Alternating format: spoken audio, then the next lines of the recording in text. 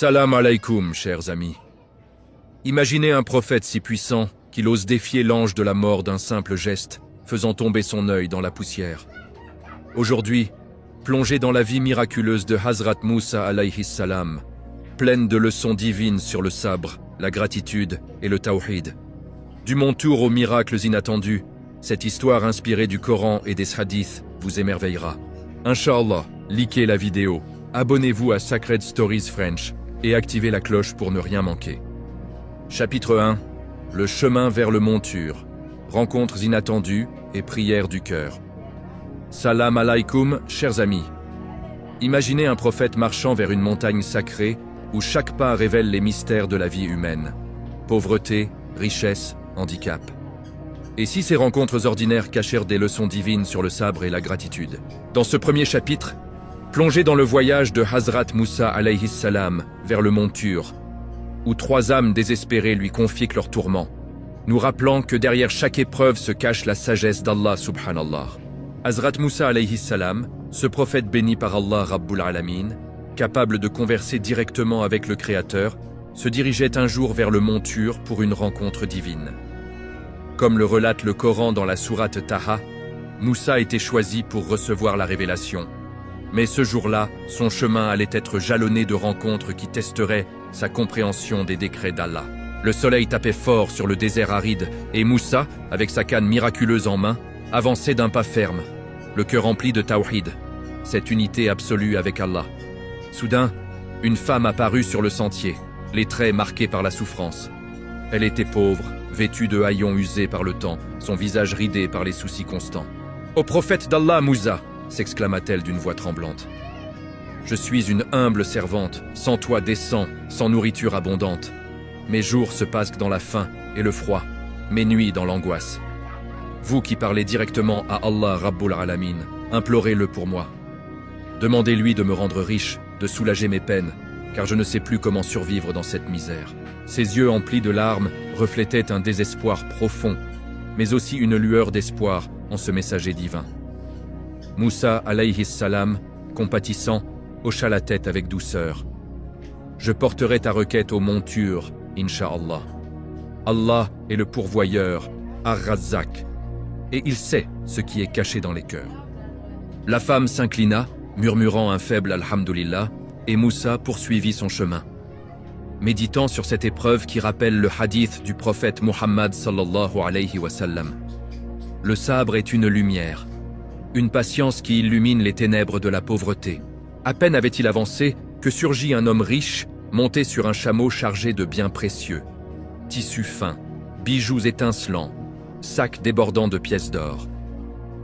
Son apparence contrastait avec celle de la femme. Il portait des vêtements somptueux, mais son front était plissé d'inquiétude. « Ô Moussa, messager d'Allah, dit-il en descendant de sa monture, Allah m'a comblé de richesses infinies, tant et si bien que je ne sais plus comment les gérer. Mes entrepôts débordent, mes serviteurs peinent à tout surveiller. C'est une charge trop lourde pour mes épaules. Vous qui conversez avec le Tout-Puissant, demandez-lui de diminuer mes biens afin que je puisse vivre en paix. » Moussa, surpris par cette plainte inattendue, répondit calmement « Je transmettrai ta demande à Allah Rabbul Alamin. Souviens-toi que la richesse est une épreuve, comme le dit le Coran dans la sourate Al-Fajr. Quant à l'homme, lorsque son Seigneur l'éprouve en l'honorant et en le comblant de bienfaits, il dit « Mon Seigneur m'a honoré. » L'homme riche soupira, exprimant une gratitude mêlée d'anxiété. Et Moussa reprit sa route, réfléchissant à cette ironie divine où l'abondance peut devenir un fardeau, nous enseignant aujourd'hui que la vraie richesse réside dans le contentement du cœur, pas dans les possessions matérielles. Mais la rencontre la plus bouleversante était encore à venir. Plus loin, Moussa aperçut une forme se traînant péniblement sur le sol poussiéreux. C'était un jeune homme handicapé, sans mains ni pieds, rampant comme un serpent dans le désert brûlant. Ses vêtements étaient en lambeaux, son corps marqué par la poussière et la sueur. Avec un effort surhumain, il s'approcha de Moussa et leva un regard implorant. « Ô prophète d'Allah !» gémit-il d'une voix brisée par l'émotion. « Pourquoi Allah m'a-t-il créé ainsi? Sans mains pour travailler, sans pieds pour marcher. Je suis un fardeau pour moi-même et pour les autres. S'il est miséricordieux, pourquoi m'a-t-il envoyé sur terre dans cet état? Aurait-il pu me laisser dans le néant? quel bénéfice tire-t-il de ma souffrance? Les larmes coulaient sur ses joues, mélange de colère, de confusion et de résignation. Moussa, le cœur serré par cette vue déchirante, posa une main bienveillante sur son épaule. « Je questionnerai Allah, Rabbul Alamin, sur ton sort, ô monture. Sache que chaque création a un but, comme l'enseigne le Coran dans la sourate Al-Mulk. Celui qui a créé la mort et la vie, afin de vous éprouver et de savoir qui de vous est le meilleur en œuvre. » Le jeune homme hocha la tête faiblement, et Moussa, ému par cette leçon vivante sur le qadar, le décret divin, continua vers la montagne, portant ses 3 âmes dans ses prières. Ces rencontres nous rappellent, cher ami, que la vie est un test. La pauvreté forge le sabre, la richesse teste la gratitude, et le handicap révèle la profondeur de la foi. Mais que répondra Allah à ces plaintes? La révélation divine va tout changer. Si ces épreuves humaines vous ont touché au cœur, rappelant vos propres luttes, likez la vidéo, abonnez-vous à Sacred Stories French et activez la cloche pour ne rien manquer de la suite divine. Chapitre 2. Au sommet du monture, les réponses divines qui dévoilent les secrets de la gratitude. Salam alaikum, chers amis. Et si les réponses d'Allah à nos plaintes les plus profondes révélaient non pas une punition, mais une sagesse infinie capable de transformer nos vies? Imaginez-vous au sommet d'une montagne sacrée, enveloppée dans une lumière divine, où chaque mot prononcé par le Créateur ébranle l'âme et enseigne le vrai sens du choukr, la gratitude. Dans ce 2e chapitre, nous escaladons avec Hazrat Moussa alayhi salam, le mont Tur, pour assister à un dialogue céleste qui éclaire les mystères de la pauvreté, de la richesse et du handicap. Subhanallah, ces révélations inspirées du Coran et des hadiths nous montrent comment un simple alhamdulillah peut ouvrir les portes du risque et du miracle, nous rappelant aujourd'hui que derrière chaque épreuve se cache une opportunité de rapprochement avec Allah, Rabbul Alamin. Le vent du désert s'était calmé lorsque Hazrat Moussa alayhi salam atteignit enfin le pied du mont Tur, cette montagne emblématique où, comme le décrit la sourate Taha, verset 9-10 du Coran Allah, avait déjà appelé Moussa pour la première fois. « Ô Moussa, c'est moi, Allah, le Seigneur des mondes. » Le cœur battant d'anticipation, Moussa gravit les pentes rocailleuses, sa canne miraculeuse, celle qui plus tard fendrait la mer Rouge, frappant le sol avec un rythme solennel. L'air se chargeait d'une aura mystique, comme si la terre elle-même retenait son souffle. Arrivé au sommet, Moussa s'agenouilla en toute humilité, attendant la voix divine qui traverserait les cieux pour toucher son âme. Soudain, une présence enveloppante se fit sentir, et Allah Rabbul Alamin s'adressa à lui avec une tendresse infinie. « Ô Moussa, quel message apportes-tu aujourd'hui de mes serviteurs ?» Les mots résonnaient non pas comme un tonnerre, mais comme une brise apaisante, emplie de rahma, miséricorde, qui fit frissonner Moussa de révérence. Moussa, avec une voix empreinte de respect, commença par évoquer la femme pauvre rencontrée sur le chemin. « Ô Allah Rabbul Alamin, j'ai croisé une femme accablée par la misère. Elle vit dans une hutte misérable, affamée et sans abri décent. Ses jours sont un tourbillon de souffrance et elle te demande « Pourquoi ne la rends-tu pas riche pour soulager son fardeau ?» Imaginez l'émotion dans la voix de Moussa, ce prophète qui avait lui-même fui l'oppression de Pharaon, connaissant trop bien les affres de l'exil et de la précarité. Allah, dans sa sagesse éternelle, répondit avec une douceur qui illumina le mont. « Ô Moussa, dis à cette femme de multiplier son choukr, qu'elle rende grâce en toutes circonstances et son risque s'élargira. Bientôt, elle deviendra riche, Inch'Allah. » Cette réponse n'était pas une simple promesse, elle échoit aux enseignements du prophète Mohammed sallallahu alayhi wa sallam dans un hadith rapporté par Muslim. Étonnante est la situation du croyant. Tout ce qui lui arrive est un bien pour lui. S'il lui arrive un bonheur, il remercie Allah et c'est un bien pour lui. S'il lui arrive un malheur, il patiente et c'est un bien pour lui. Ici, Allah enseigne que la gratitude n'est pas une réaction à l'abondance, mais une clé qui l'attire. Aujourd'hui, dans nos vies trépidantes, combien d'entre nous oublient ce secret? Face à une facture inattendue ou une perte d'emploi, un alhamdulillah sincère peut inverser le cours des choses, transformant la pauvreté en une école de foi inébranlable. Sans laisser Moussa reprendre son souffle, il poursuivit avec la requête du riche. « Ô Allah, un homme fortuné m'a aussi approché. Tu l'as comblé de biens au-delà de l'imaginable. Trésors, serviteurs, domaine vaste. Mais cette abondance l'accable, il peine à la gérer et te supplie de la diminuer. » Moussa décrivait la scène avec précision, revivant l'ironie de cet homme croulant sous l'or, pourtant tourmenté. Allah, avec un sourire divin que seule l'âme peut percevoir, répliqua « Ô Moussa, cet homme pratique un amal spécial. En toute situation, il exprime sa satisfaction envers moi et récite Alhamdulillah. C'est grâce à cette gratitude constante que je l'ai enrichi. S'il souhaite voir ses biens diminuer, qu'il cesse dès aujourd'hui de me remercier. » Subhanallah, quelle leçon profonde. Inspiré de la sourate Al-Baqarah, verset 152. Souviens-toi de moi, je me souviendrai de toi, sois-moi reconnaissant et ne sois pas ingrat envers moi. Le riche n'était pas béni par hasard. Sa richesse était le fruit direct de son choukr. Dans notre ère de consumérisme, où l'abondance engendre souvent l'ingratitude, cette histoire nous interpelle. Un simple remerciement quotidien peut multiplier nos biens, tandis que la plainte les érode. Pensez-y. Combien de fois remercions-nous Allah pour l'air que nous respirons, la santé que nous tenons pour acquise? Enfin, Moussa aborda le cas le plus poignant, celui du jeune handicapé. Ô Allah Rabbul Alamin, un jeune homme sans main ni pied, rampant dans la poussière, m'a questionné. Il se sent inutile, un fardeau sur terre, et te demande: quel profit tires-tu de sa création dans cet état? Pourquoi l'as-tu envoyé ainsi au monde? Les larmes montaient aux yeux de Moussa en revivant cette rencontre, son cœur de prophète saignant pour cette âme brisée. Allah, dans sa hikmah, sagesse infinie, répondit avec une révélation qui stupéfia Moussa. « Ô Moussa, par cet homme, je scellerai une brèche en Jahannam. » Moussa, abasourdi, insista. « Ô Allah, tu l'as privé de membres en ce monde. Et après la mort, tu l'utiliseras pour boucher un trou en enfer? N'est-ce pas une cruauté? » Mais Allah expliqua patiemment. « Je l'ai créé précisément pour cela.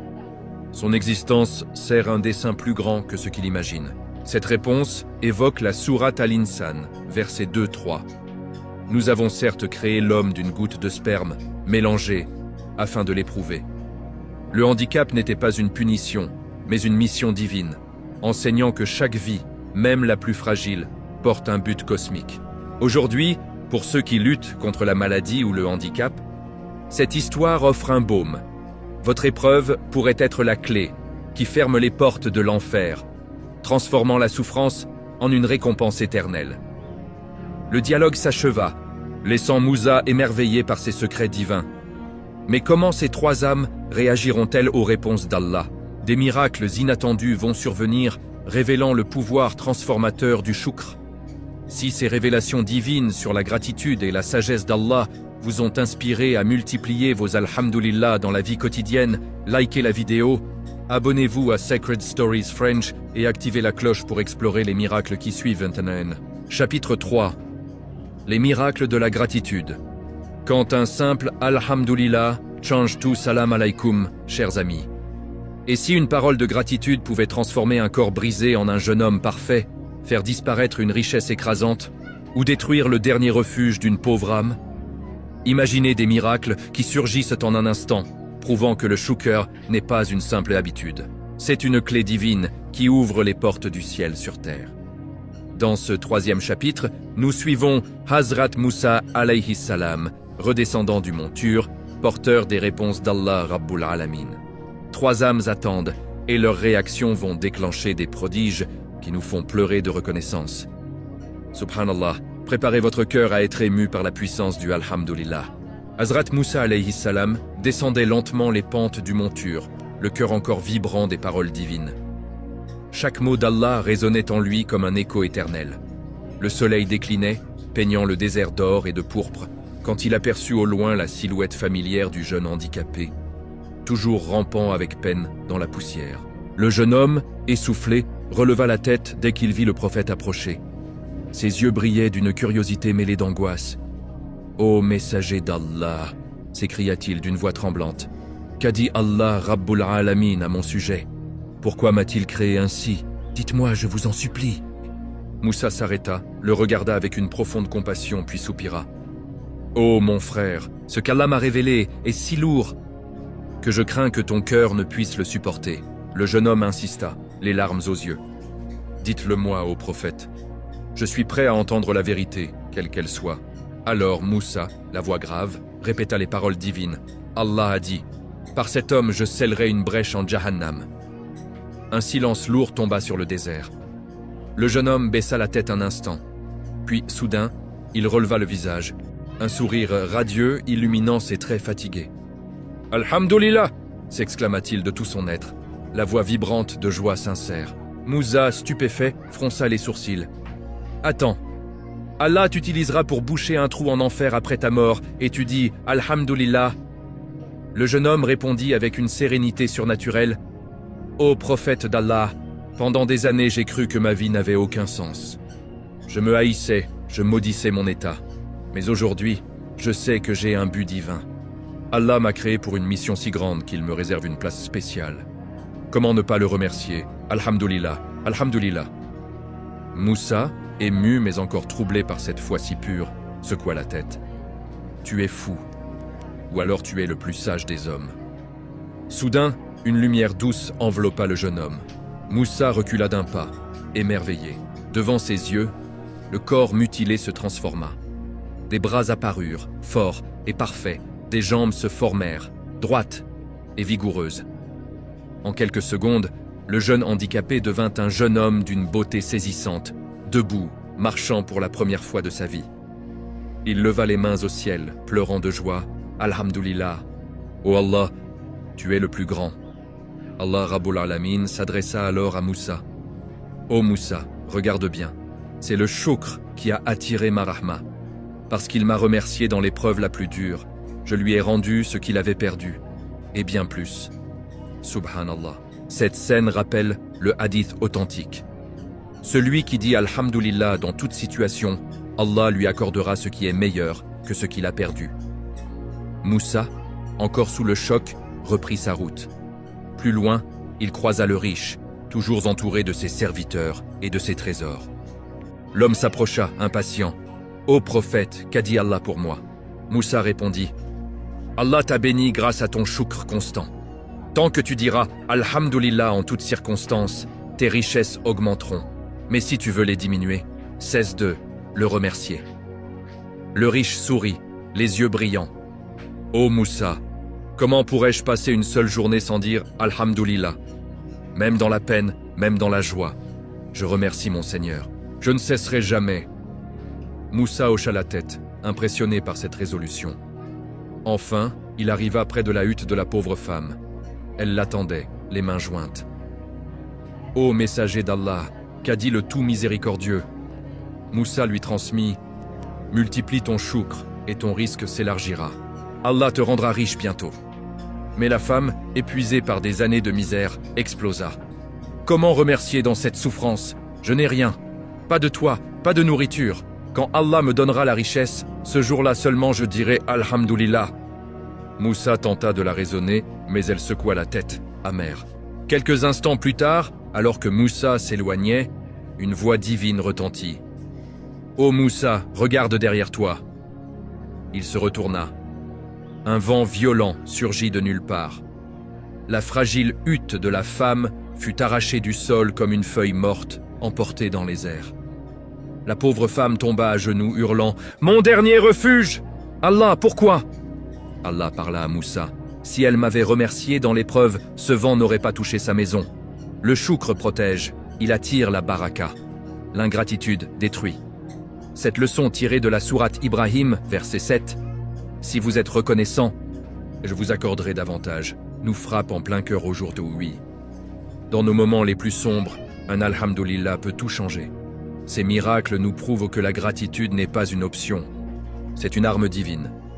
Mais l'histoire de Moussa va prendre un tournant encore plus spectaculaire, la rencontre avec l'ange de la mort. Si ces miracles de gratitude vous ont ému jusqu'aux larmes et vous donnent envie de dire Alhamdulillah plus souvent, likez la vidéo, abonnez-vous à Sacred Stories French et activez la cloche pour ne pas rater la suite incroyable. Chapitre 4. La confrontation avec l'ange de la mort, le coup de colère d'un prophète. Salam alaikum, chers amis. Et si le plus grand des prophètes, celui qui parla directement à Allah, osait défier l'ange de la mort lui-même? Imaginez un moment où la colère d'un homme pieux fait trembler les cieux. Un simple geste, et l'œil d'Azraïl tombe au sol. Dans ce 4e chapitre, nous entrons dans les dernières heures de Hazrat Moussa alayhi salam, où la mort frappe à la porte.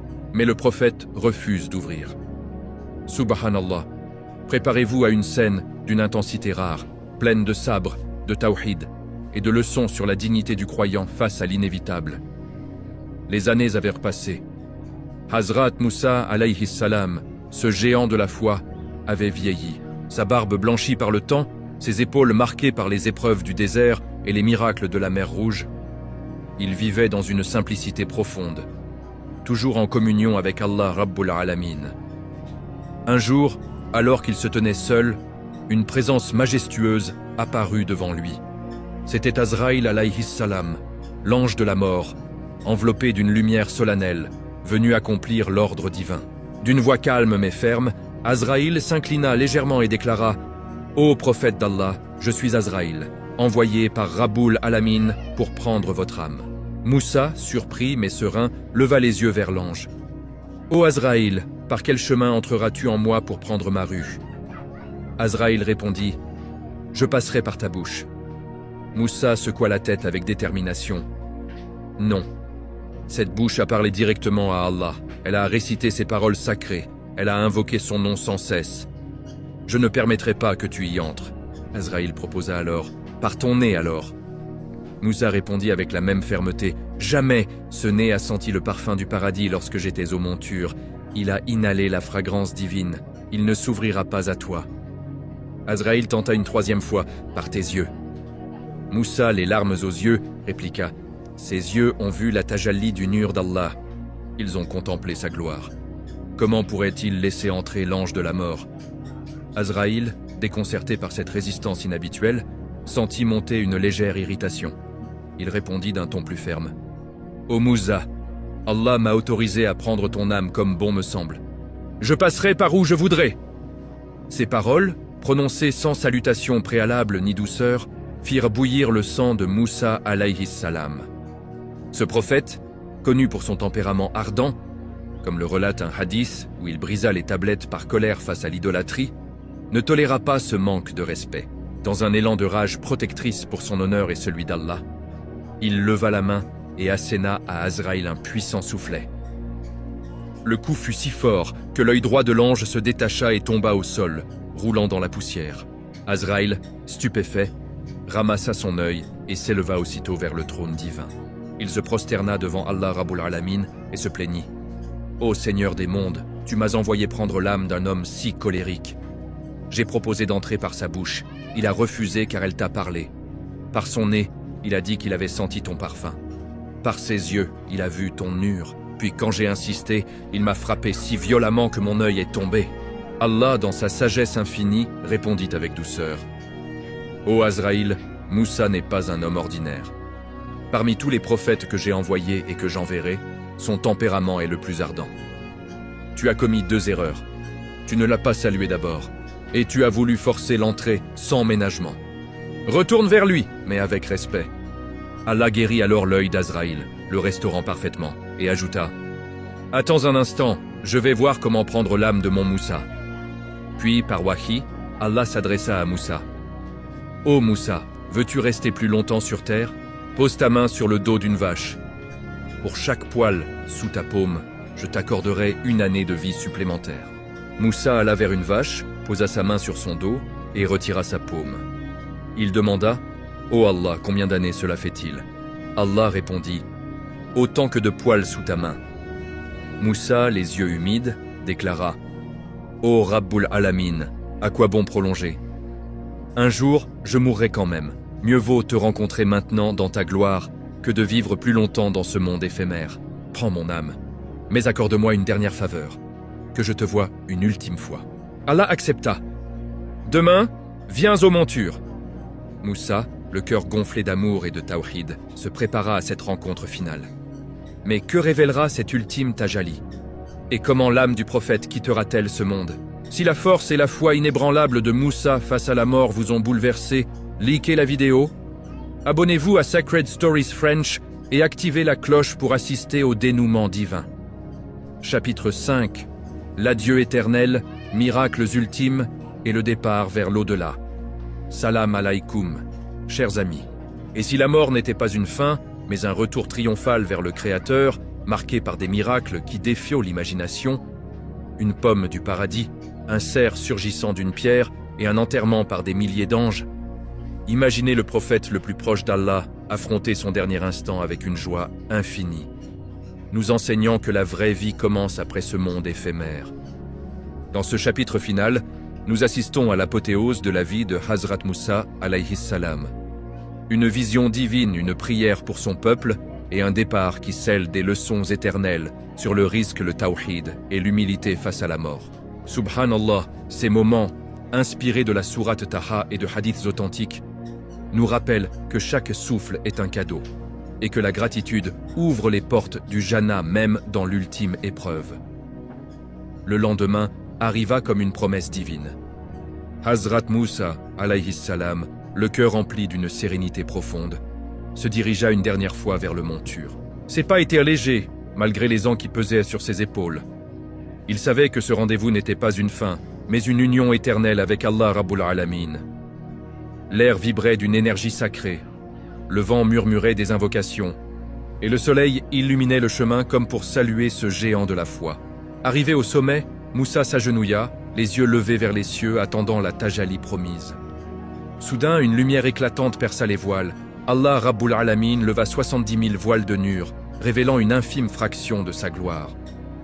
Contrairement à la première fois, où Moussa s'était évanoui sous l'intensité, comme décrit dans la sourate Al-Araf, verset 143, cette vision finale le remplit d'une joie extatique.